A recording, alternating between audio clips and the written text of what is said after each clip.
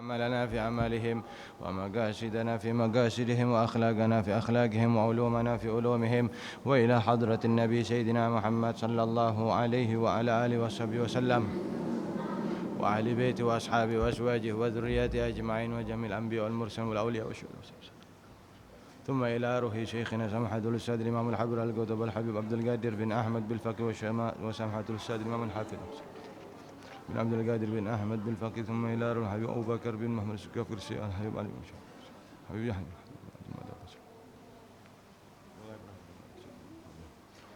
وجميع الأولياء والشهداء والصالحين أن الله يغفر لهم ويرحمهم ويعلي درجاتهم في الجنة وينفعنا ببركاتهم وأسرارهم وأنوارهم وعلومهم ونفحاتهم في الدين والدنيا والآخرة وإلى حضرة النبي سيدنا محمد صلى الله عليه وعلى آله وسلم.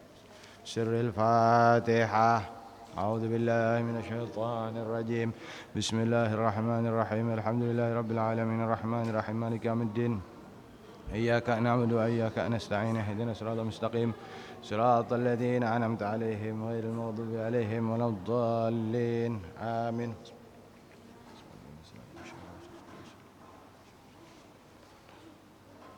السلام عليكم ورحمة الله وبركاته.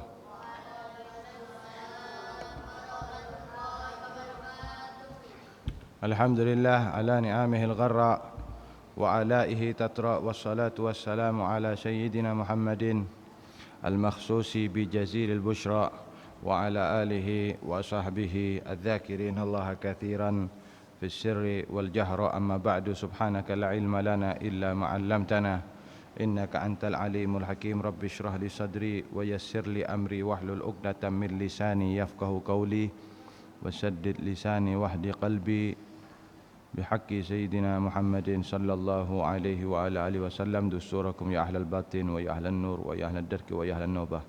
Hadirin hadirat rahimakumullah.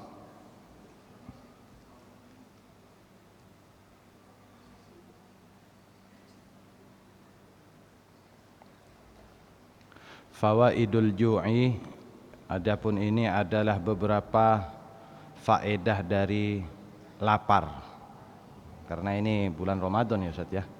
Jadi berkaitan dengan lapar. Min kalami Bishrin al-Hafi, termasuk daripada ucapannya Al-Imam Bishr al-Hafi. Ada ulama namanya Bishr al-Hafi. Beliau berkata al-ju'u yusaffil fu'ad wa yurithul ilma ad-daqiq. Lapar itu membersihkan hati, menjernihkan hati dan menyebabkan ilmu yang lembut, ilmu yang hikmah, ilmu hikmah, menyebabkan hikmah. Jadi kalau ilmu itu bisa kalau kita belajar itu bisa mendapatkan hikmah. Jadi ilmu-ilmu yang tidak terpikirkan oleh orang lain biasanya. Ilmu hikmah, ilmu yang manfaat gitu. Ruwiya an ba'dil atibba annahu qila lahu hal tajidu tibba fi kitabillahi ta'ala qala na'am qad jama'a Allah ta'ala at-tibba kullahu fi hadhihi al-aya wa kulu washrabu wa la tusrifu. Ada sebagian dokter ya, ada satu orang dokter gitu. Ditanya sama orang, apakah kamu mendapatkan ilmu kedokteran di dalam Al-Quran? Ya. Pertanyaannya apa? Apakah kamu mendapatkan ilmu kesehatan, ilmu kedokteran di dalam Al-Quran, di kitabnya Allah? Jadi dokter itu ditanya. Akhirnya jawabannya apa? Naam. Dokter itu alim, ya. Dokter itu bukan cuma ahli kedokteran tapi juga alim, ngerti sama Al-Quran, ngerti sama hadis Nabi Muhammad SAW. Si dokter jawab, iya, saya mendapatkan ilmu kedokteran di dalam Al-Quran. Allah mengumpulkan ilmu kedokteran keseluruhannya, total, keseluruhan ilmu kedokteran di dalam ayat apa? Wa kulu washrabu wa la tusrifu. Allah berfirman, makanlah, minumlah, tapi jangan berlebih-lebihan. Artinya di sini diutamakan, ya, diutamakan mempersedikit gitu makan. Nah kalau Ramadan ini sudah pasti kita ini kan tidak makan seharian, asalkan malamnya jangan jangan balas dendam, insya Allah tambah sehat. Orang kalau betul-betul puasanya Ramadan itu betul-betul memang ngurangi jatah makannya dibanding hari biasanya, itu insya Allah hari pertama ya, hari kedua tambah lama tambah sehat orang itu, tambah bersih badannya itu, dalamnya ususnya lambungnya semuanya tambah bersih semuanya, tambah sehat insya Allah. Ya ini wakulu washrabu wala tusrifu. Jadi kalau kepingin sehat, yaitu makanlah minumlah tapi jangan berlebihan, jangan kebanyakan. Qauluhu ta'ala, ada ulama ya ketika membaca wakulu washrabu wala tusrifu, ayat tersebut, potongan ayat tersebut, makanlah minumlah tapi jangan berlebihan, ada ulama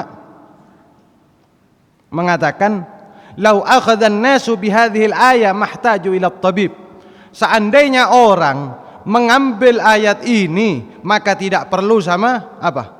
At-tabib, dokter. Lianna shiba'ah manba'u kulli illatin, karena kenyang adalah sumber dari setiap penyakit. Ya, jadi wakulu washrabu wala tusrifu. Ya, anak-anak jangan bercanda ya, jangan bercanda, dengarkan ya. Kalau bercanda di luar aja. Ngadep sini, ngadep ke sini. Agak menjauh yang satu itu, bercanda terus nanti. Kamu ke sana, ke sana.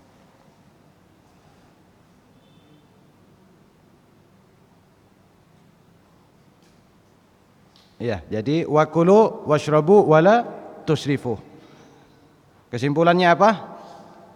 Kalau kita ingin sehat, kurangi makan, kurangi minum. Ya, kurangi. Jangan sampai berlebihan kenyangnya itu ya, jangan sampai berlebihan. Baru nanti akan mendapatkan apa? Kesehatan insyaallah.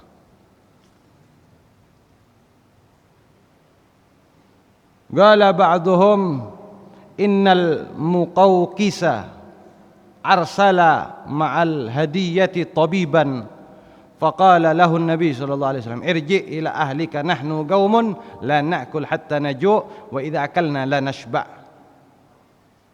Ada raja namanya Muqawqis. Pernah dengar ya Ustaz ya? Muqawqis. Muqawqis ini di zamannya Nabi dulu ngasih hadiah kepada Nabi kita Muhammad sallallahu alaihi wasallam, sekaligus mengirimkan dokter, dokter bersama hadiah itu.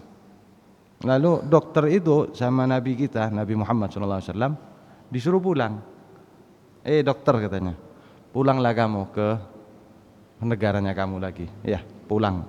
Kami ini adalah kami adalah sekelompok orang yang tidak makan kecuali waktu lapar. Kita ini tidak makan kecuali lapar. Wa idza akalna la nashba'. Kalau kita makan, kalau sudah makan, itu kami tidak sampai kenyang. Pokok ganjel aja, cuman ganjel. Artinya apa? Kalau orang betul-betul seperti itu, makan ketika lapar, terus kalau sudah makan itu tidak sampai kenyang, insyaallah sehat insyaallah. Orang dulu gitu ya rata-rata ya. Makannya orang tua kita dulu, kakek-kakeknya anak itu sedikit. Makannya sedikit. Akhirnya panjang-panjang umurnya, sehat-sehat badannya. Penyakitnya ada aneh-aneh. Kalau sekarang Masya Allah penyakit aneh-aneh. Mungkin ya karena makanan berlebihan ya. Di lain itu makanan sembarangan ya, kebanyakan macam sekarang ya. Kalau dulu kan masih alami. Sekarang pengawet itu ya, penyedap apa segala macam itu banyak. Sumbernya penyakit ya. Na'udzubillah min dzalik. Jadi ini adalah beberapa kesehatan yang bisa dihasilkan ya oleh rasa lapar. Artinya dengan puasa ini insyaallah kita diberi kesehatan. Al-Hasan Al-Qazzaz yaqul, ada seorang ulama namanya Hasan Al-Qazzaz. Buniya hadzal amr ala thalathati asya'. Ini ilmu sufiyah. Dibangun ya, ilmu sufiyah ini dibina dengan tiga dasar, tiga asas katanya. Alla ta'kula illa indal faqah. Yang pertama, engkau tidak makan kecuali ketika engkau lapar. Wala tanama illa indal ghalabah, dan engkau tidak tidur kecuali ngantuk berat. Wala tatakallama illa indad darurah, dan tidaklah engkau bicara kecuali itu memang keharusan atau darurat. Ini ilmu sufia. Jadi Islam itu di dalam ilmu akhlaknya, ilmu adabnya itu, yang pertama tidaklah makan kecuali lapar. Yang kedua, tidaklah tidur kecuali ngantuk banget. Ketiga tidaklah bicara kecuali indat darurah. Jadi sedikit bicara.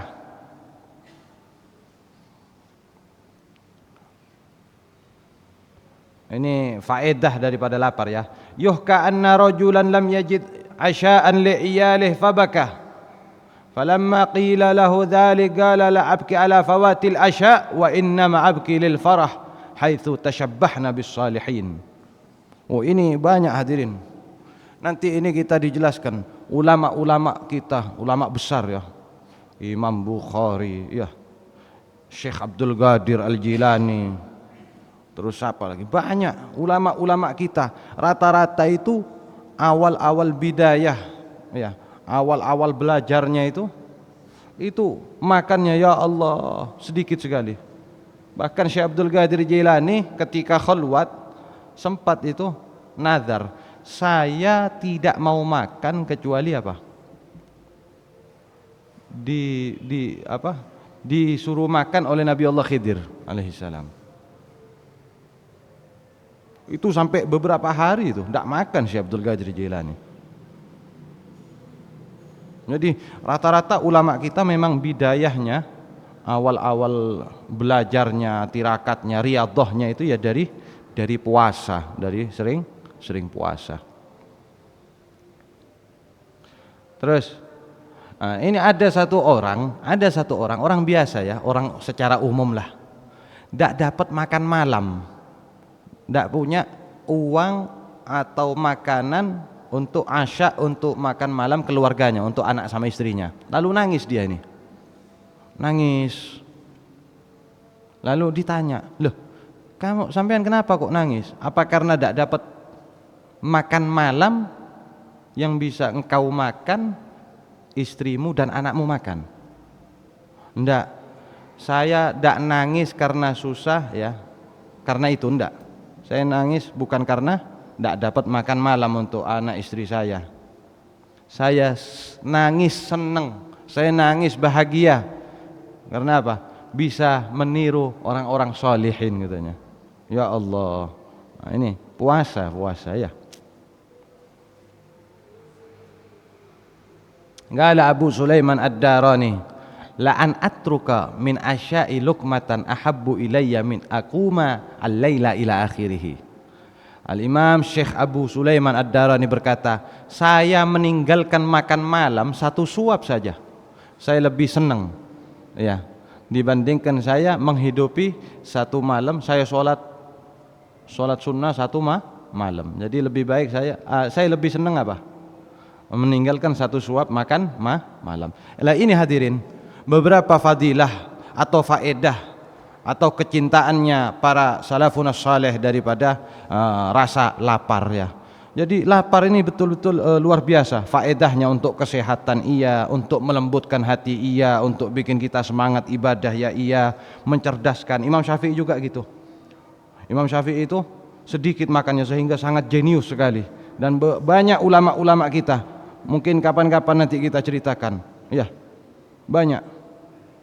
Ada Imam Auza'i ya, yang kalau BAB Imam Auza'i itu sebulan cuma sekali hadirin, saking sedikitnya makan ya apa tuh.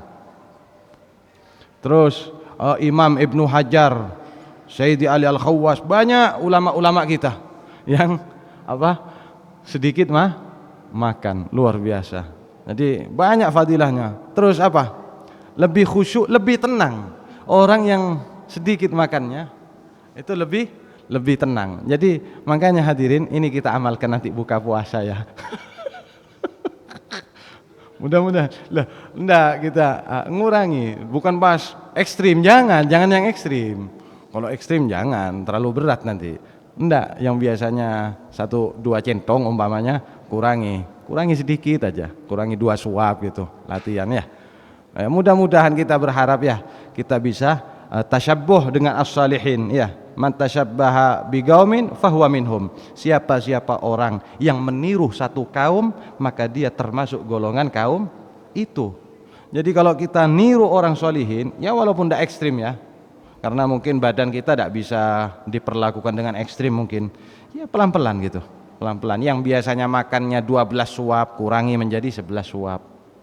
Saya punya guru, ada beberapa guru saya itu kalau makan itu ditaker, ya ditaker, ditimbang itu makannya sehari, tidak boleh lebih dari situ. Tapi olahraganya juga dijatah, olahraga dijatah segala macam. Salah satu guru saya itu, masya Allah luar biasa. Minumannya ya itu yang sehat-sehat, tidak mau minuman yang ada pengawet apa segala macam, pemanis apa gula-gula, itu tidak mau. Oh ya sehat, betul kurus badannya, tapi sehat, tapi kurus badannya, cuman sehat ya kuat.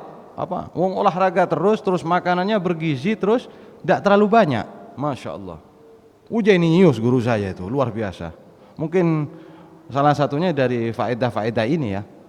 Makanya oleh karena itu hadirin hadirat rahimakumullah, kita kontrol kalau mau makan, terus jangan terlalu banyak, jangan balas dendam ya, ngantukan nanti. Kalau kita terlalu banyak makan ngantukan. Nanti mau tarawih lemes, lecak sudah ya. Lecak. Terus apalagi mau witir ya. Sekarang sudah witir ya Ustaz ya di sini ya. 11 rakaat ya. Sudah belum? Sudah. Setiap malam. Oh, masya Allah. 1 juz. Enggak ya? Baik. 6 lembar. Masya Allah, luar biasa sudah. Taklim jalan, ibadah jalan, masya Allah. Allahumma salli ala sayyidina Muhammad wa ala sayyidina Muhammad.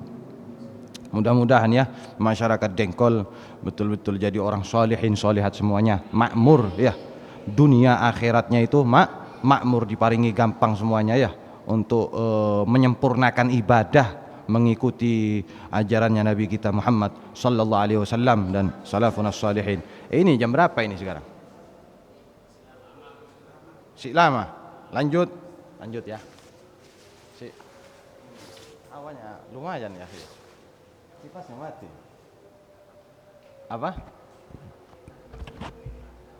Oh 8 menit lagi. Ustaz, ini tak hidupin ya kipasnya. Apa yang sini Ustaz? Maunya Ustaz, gitu memang. Nah ini afatus syiba. Nah kita sekarang membahas bahaya kenyang. Bahaya kenyang. Ini tapi harap difahami ya, bukan pas kenyang itu 100% jelek total, enggak. Kadangkala hadirin, kalau kita datang ke rumahnya orang soleh, disuguhi makan sama orang soleh tersebut, itu kita dianjurkan kenyang loh. Karena apa? Makanan dari orang soleh adalah obat untuk kita. Ini saya katakan bukan kenyang 100% pas jelek semuanya. Begitu juga lapar tadi itu, bukan pas lapar 100% bagus semuanya, ada negatifnya juga. Likulli syai'in mustathnayat ya. Jadi setiap sesuatu itu pasti ada pengecualian. Ya, harap dipahami dulu. Setiap perkara, setiap sesuatu pasti ada pengecualiannya. Jadi lapar tadi kan bagus. Itu ada juga lapar yang mudarat, ada juga lapar yang jelek, ada. Cuman sedikit gitu. Lapar yang bagaimana. Begitu juga kenyang. Kenyang ini afatus syiba, tercela. Tapi ada juga kenyang yang bagus. Ya, beberapa hal itu. Ada gambaran-gambaran atau contoh-contoh yang positif. Nah, fil hadis, di dalam satu hadis Rasulullah sallallahu alaihi wasallam bersabda, la tumitul qalba bit ta'am wasyarab. Jangan ya, ini katanya baginda Nabi ya sallallahu alaihi wasallam. Janganlah kalian mematikan hati ya dengan makanan dan minuman. Jangan kalian mematikan hati dengan makanan dan minuman. Ini hadirin, kalau orang terlalu kenyang itu keraslah hatinya. Keras. Wataknya keras. Egonya tinggi. Kalau apa? Orang sering kenyang. Itu panjenengan bisa cek itu, betul itu. Jadi kalau orang sering kenyang makannya itu apa ya? Egonya, ambisinya apa kayak terlihat kejam atau sadis. Itu ketika orang sering kenyang, apalagi makanannya ngawur sembarang gitu. Tapi kalau orang sering puasa ya, sering puasa terutama ya Ramadan pasti. Ngurang makannya tidak terlalu banyak ya. Itu pasti orangnya lembut-lembut, baik-baik. Iya betul Ustaz. Ana itu sering nemuin. Ana sendiri juga ngerasain. Fa innal qalba kazzar'i. Katanya Nabi nih sallallahu alaihi wasallam. Maka hati itu ibarat seperti apa? Tanaman. Seperti tanaman. Anggap ibaratnya kayak pohon cabe itu, tanaman cabe. Yamutu idza kathura 'alaihil ma. Yang mana tanaman tersebut bakalan mati kalau kebanyakan air. Bakalan mati. Cabai perlu disiram, tapi kebanyakan airnya ya mati. Ya. Dan banyak pohon-pohon ya. Kalau kebanyakan air juga mati. Jadi hati itu ibaratnya seperti tanaman. Jadi makan minum, tapi jangan terlalu banyak karena bahaya. Banyak boleh asalkan sholatnya banyak.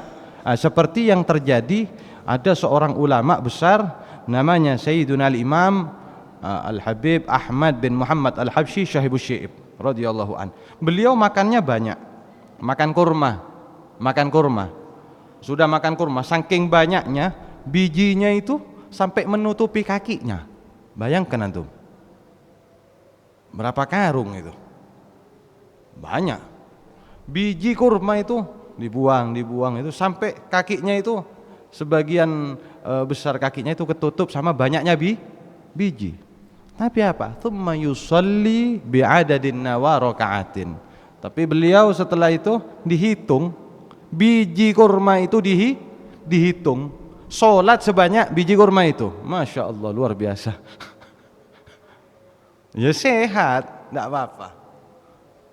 Ya, seperti lapar dan kenyang ini.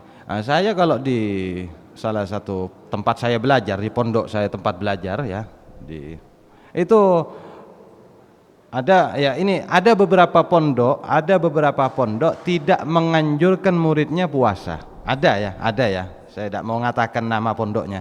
Ada beberapa pondok tidak menganjurkan muridnya puasa. Alasannya apa? Katanya kiainya, katanya ulamanya, katanya gurunya. Kalau anak-anak ini puasa akhirnya apa? Belajarnya lemes. Jadi ada beberapa hal yang memang tidak dianjurkan. Karena apa hadirin? Anak pondok yang belajar ijtihad sungguh-sungguh itu sudah lebih baik daripada puasa. Selain puasa Ramadan ya. Kalau puasa Ramadan ini wajib loh ya. Sunnah maksud saya. Ngurangi makan apa. Ini sudah halas belum? Jadi ini lebih ke siapa? Puasa sunnah ya.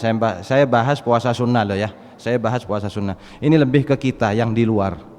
Kalau yang di pondok enggak usah puasa. Wes yang penting jangan main HP. Ya. Ya khair. Sudah ya. Wallahu a'lam bissawab. Mari kita baca doa. Rabbana anfa'na bima 'allamtana. Rabbi 'allimna alladhi yanfa'una. Rabbi faqina wa faqi 'alana. Rabatin lana fi dinina ma ahlil qudri unsa wa dhakar. Rabbi waffiqna wa waffiqum lima tartadi qawlan wa fi'lan karama warzuqil kulla halalan daima wa akhil akbar wa nafaqul syarr. Rabbana asrana bil syarr. Wa jamin kalau yang ma'ana rabbana kullu tiyan qabla an ta'atina rasulana wa fi rasulana anta wa masakal amratu wa kafal sabat wal hasan.